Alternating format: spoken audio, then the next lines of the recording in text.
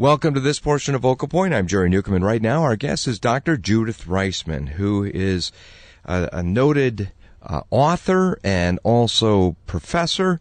And in fact, her website is Dr. Judith Reisman, REISMAN.com. She's basically known best for her very strong criticisms, justifiable criticisms of Alfred Kinsey, who was the father of the whole sexual revolution. And Dr. Reisman's work basically shows that Kinsey was a fraud. And in fact, one of her books is called Kinsey, Crimes and Consequences. Another one of her books is called Stolen Honor, Stolen Innocence. Now, here's what I want to do on this portion of the program.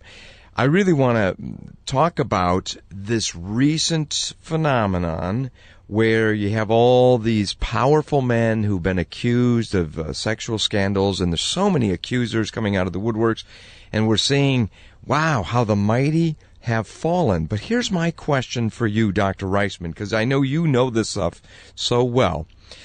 Kinsey had a disciple in the person of Hugh Hefner. And when Hugh Hefner died, September 27th, 2017, just within a week or so, October 5, 2017, I looked all this up. In the New York Times, they had the big article exposing Harvey Weinstein and all these allegations against him. And since that time, like many dominoes, all these prominent household names have fallen because of these accusations. Is there any kind of link between the death of Hugh Hefner and this, scandal, which apparently has been going on for years with all these different men being exposed? Well, yes, it's hardly a surprise. In 1948, Kinsey wrote his first, or published his first big blockbuster called Sexual Behavior in the Human Male. Well, there was one human male who read at least the excerpts, who knows, of that book, because Kinsey claimed that everybody had believed that their parents were noble and virtuous, that they hadn't had, promiscuous sex and so on. But he revealed the truth, he said was the truth, that those parents, which would be your great-grandparents at this point in time, were all massively hypocritical. They were sexually perverse. They were having sex with the same sex, with the opposite sex, and so on and so on. And they just were lying to you all this time. They were hypocrites. And the man who read that material, who changed the world for pornography, he was Hugh Hefner. He read it when he was in college. He wrote his thesis in college about Kinsey, saying we have to change all of our sex laws because Kinsey proved all these things. And he radicalized a guy who was, at the time, Jerry, like most guys, college guys in particular, he was a virgin at 22. He was a nice, upright guy, Hefner, and he said, Hugh Hefner. "Oh, everybody's been lying to me. I am going to be, I will be, quote, Kinsey's pamphleteer," end quote. Wow. And it's so interesting, and he grew up in a Christian home, I understand, Hugh Hefner did. And then I think you've even said in previous discussions about this, he felt as if the scales fell off of his eyes while reading Kinsey. And by the way, we're not going to focus on Kinsey, but let me just say this real fast. You have pointed out in your research over and over and over that Kinsey's research is exceedingly flawed because, number one, he relied a lot on college students and their proclivities, and that's exceptional or different. Number two, he relied a lot on loose women of the night, as if they represented the, sexual habits and activities of average people. And number three, he did the same with prisoners. So in other words, okay, let's go ahead and examine what happens in prisons. Oh, see, this is what happens throughout the country, in secret in people's bedrooms. So his research is exceedingly flawed, and I would refer anybody to drjudithreisman.com for more information on that. But let's continue to focus on Hefner.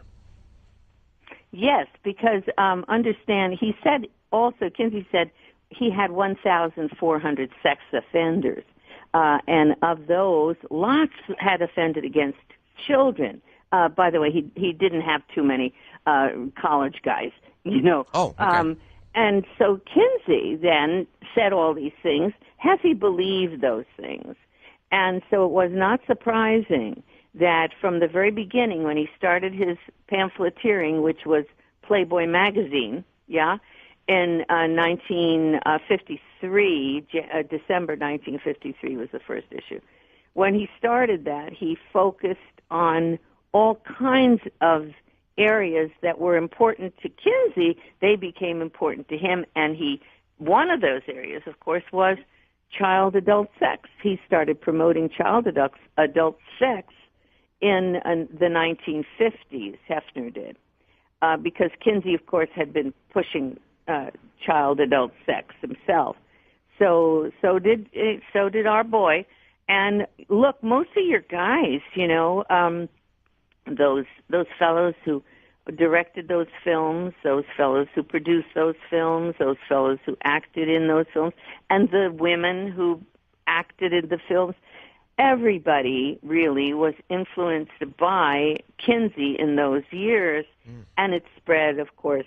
We're now into almost 4 generations, and that includes 3 generations of Hefner and his ilk, and the kinds of things that he was propagandizing. So it's not surprising that what Polanski did, Roman Polanski, was being done by scores of others and has still being acted out by them because they believed it, like Hefner. They believed it, and they continued to act it out in their own lives. Now, obviously, a lot of these accusations involving, let's say, Harvey Weinstein, by the way, more than 80 accusers, Mark Halperin, Dustin Hoffman, Steven Seagal. Again, these are accusations. Louis C.K., even senatorial candidate Roy Moore. I've personally interviewed him and shocked by all this. Senator Al Franken, Garrison Keillor. By the way, it's not proven in all these cases, including Roy Moore's case. Charlie Rose, Matt Lauer, Tavis Smiley, who is suing PBS for firing him in relation to this. James Levine, the great musical conductor. Kevin Spacey. I mean, these are really powerful men. I guess the question is, did somehow the Hugh Hefner and the acceptance of Hugh Hefner and the acceptance of the whole Playboy mentality, did it somehow say, well, what consenting adults do is okay, and then it turns out after he dies, all these accusations start coming out. Maybe what people took as supposedly consenting wasn't necessarily consensual, if that makes sense.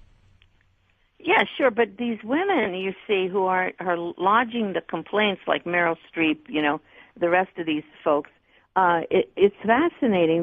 They get to a certain point where they believed that they could engage in these sexual activities, that the activities these guys were behaving, this way, that this was all normal, that they could handle it, yeah?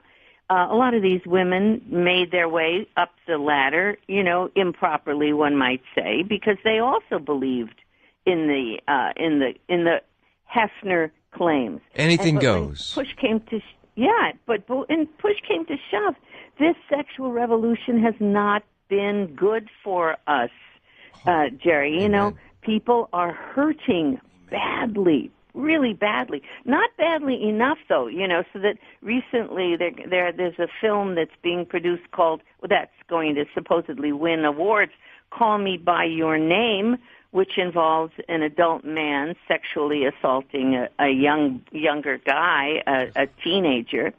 And that's been getting rapturous, accolades about, from the Atlantic, from the New Yorker, celebrating this beautiful relationship between this man and this boy. And that's one of my big complaints that I've been making, of course, all along, is that the gals who are complaining about being abused by these gentlemen, if I may be so bold, haven't taken any position on all the boys who are established as being abused and committing suicide in this business by by males. Wow, that's a very, very good point. But at the end of the day, Judith, this is my Father's world. God's word says this: do not be deceived. God is not mocked. Yeah. Whatsoever a man sows, that shall he also reap. And that principle, I mean, even non-Christian people sometimes will understand and agree to some degree with that concept. They'll maybe use the phrase or the word karma, but it's still the same idea. What goes around comes around, and so there's consequences. In fact, I use a phrase that I coined that goes like this: Playboy ethics, Puritan consequences. Because this is God's world, and we have to live with the consequences of wrong choices. I remember that. That's extraordinary. I love that. Playboy ethics. Puritan consequences. Puritan consequences. Because the Puritans, or our Judeo-Christian belief system, laid out standards that protected people, we protected each other from exploiter and being exploited. We said, you cannot do these things. Follow the law, follow your moral compass. And the moral compass said you cannot engage in promiscuous sex without having consequences. You cannot have open marriage without consequences. The consequences will be felt in terms of abortion, in terms of venereal disease, in terms of betrayal. And most important, these women are sort of, whether they're saying it or not, they are collectively expressing the need to go back to our belief system that existed, our Judeo-Christian belief system, which was Puritan, basically, okay? Puritan, not having the smarmy, analysis of what is Puritan, but Puritan meaning it's a Judeo-Christian system. You don't do certain things and you behave in certain ways, and these will not work out. Yeah. Yeah? Well, in fact, Dr. Rodney Stark, speaking of the Puritans, and here we're talking about the ones that existed obviously in the 1600s and in America and then also in Great Britain. He says, Rodney Stark of Baylor University says in his book, America's Blessings, 2012, that the Puritans had better sex than we realize, and which doesn't, in some ways, that doesn't surprise me, because in the University of Chicago, under their auspices in 1992, they had this huge, massive study about sex in America. They wrote a book about it, and at the end of the day, they actually said the couples in marriage have the best sex life, and then they even said that the best sexual experiences are for quote unquote committed Protestant women, something like that. It was like, what?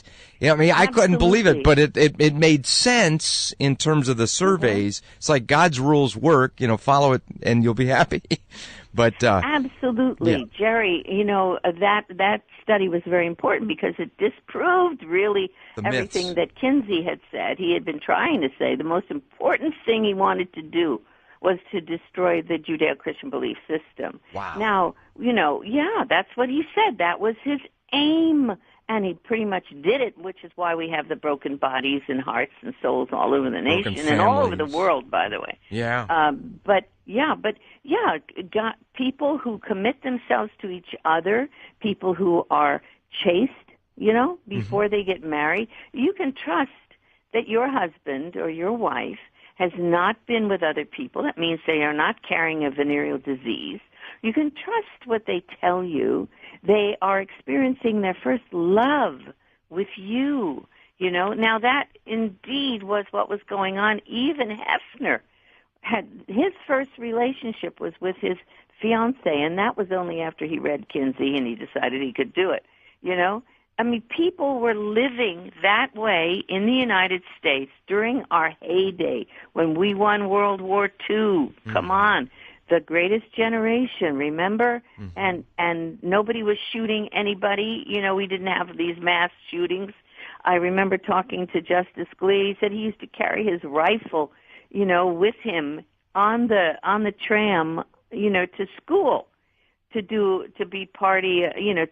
take part in the shooting, exercises. Mm-hmm. people did things easily, well, without having to worry about the assaults from others to any extent. You know, we always there are bad people, Jerry. Come on. Oh, I agree. And we're basically out of time, but thank you so much for joining us, and very interesting. More material can be read, by the way, at Dr. Judith Reisman, REISMAN.com.